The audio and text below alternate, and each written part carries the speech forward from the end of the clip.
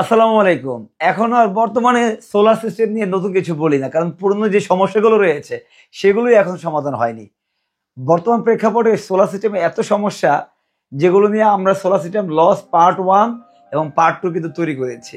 সেখান থেকে অনেকে উপকৃত হয়েছেন, অনেকে এটাকে অ্যাভয়েড করেছেন। তবে একটা জিনিস কিন্তু মানতে হবে, আজকে যে ভিডিওটা আমরা দেখাবো যদি ইন্টারেস্টিং, তবে একজন গ্রাহক কিন্তু লক্ষ টাকার ইনভার্টারে কিন্তু ক্ষতিগ্রস্ত হয়েছে।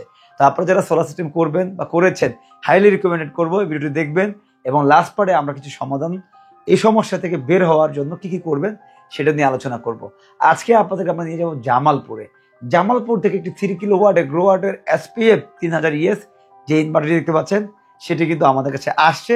প্রবলেম ছিল গ্রাহকের, ফল্ট কোড 53 শো করছে। আর আপনারা জানেন হাই ফ্রিকুয়েন্সি এই ধরনের ইনভার্টারগুলোতে ফল্ট কোড 53 মানে হলো একটা বড় ধরনের সমস্যা।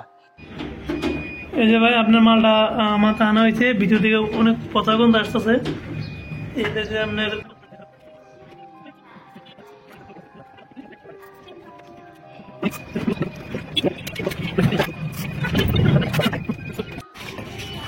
পালাও গাছ করে পালাও।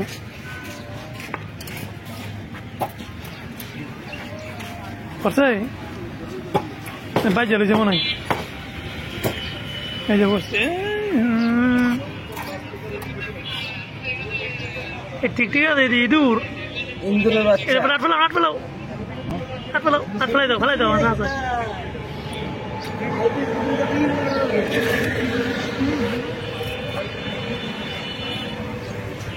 প্রিয় দর্শক, আপনাদের কাছে অনুরোধ রইল, সোলার সিস্টেম যেখান থেকেই করেন আপনারা চেষ্টা করবেন একটা সোলার সিস্টেমের যে মেইন যে পার্টটা রয়েছে ইনভার্টার, যেটা এসি থেকে ডিসিতে কনভার্ট করছে, ডিসি থেকে এসিতে কনভার্ট করছে, ব্যাটারি চার্জ করছে।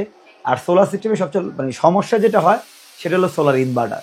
আর এই ইনভার্টারকে একটা প্রোটেক্ট করতে হবে, যেমনটা আপনারা করে থাকেন মোবাইল ফোনের যে স্ক্রিন গ্লাসে যেটা এক্সট্রা প্রোটেক্ট ব্যবহার করেন, ঠিক একইভাবে এই ইনভার্টারগুলোতে circuit breaker, DC circuit breaker, MC4 connector দিয়ে কানেক্ট করতে পারলে সবচেয়ে বেটার হয়। পাশাপাশি লুজ কানেকশন তো রাখাই যাবে না, সঠিক মাপের ডিসি এবং এসি ওয়্যার ব্যবহার করতে হবে, সঠিক মাপের সার্কিট ব্রেকার ব্যবহার করতে হবে। পাশাপাশি সেখানে যেন টিকটিকি কীট পতঙ্গ প্রবেশ না করে সেই ব্যবস্থা করতে হবে। এই ভিডিওর মাধ্যমে শুধুমাত্র একটাই মেসেজ দিতে যাচ্ছি, সোলার সিস্টেম যদি আপনি সঠিকভাবে করেন তাহলে হ্যাসেল ফ্রি একটা গ্রিন এনার্জি কিন্তু আপনি পেয়ে যাচ্ছেন দীর্ঘমেয়াদী। আমাদের লক্ষ্য যেখানে বিদ্যুৎ নেই সেখানে রয়েছি আমরা। তো আপনারা যারা সোলার সিস্টেম করেছেন বা আগামীতে করবেন, এই বিষয়গুলো মেনটেন রেখে চেষ্টা করবেন সোলার সিস্টেম করতে, তাহলে কিন্তু একটা পজিটিভ এক্সপিরিয়েন্স আসবে। এখন থেকে চেষ্টা করব ধারাবাহিকভাবে আমাদের দীর্ঘদিনের যে কাজগুলো রয়েছে সেই কাজ থেকে সমস্যাগুলো এখন থেকে আমরা আর হাইড করবো না, আমরা অন স্ক্রিনে এসে আপনাদেরকে শেয়ার করব। ভালো থাকবেন, ভালোবাসা, বিরাম।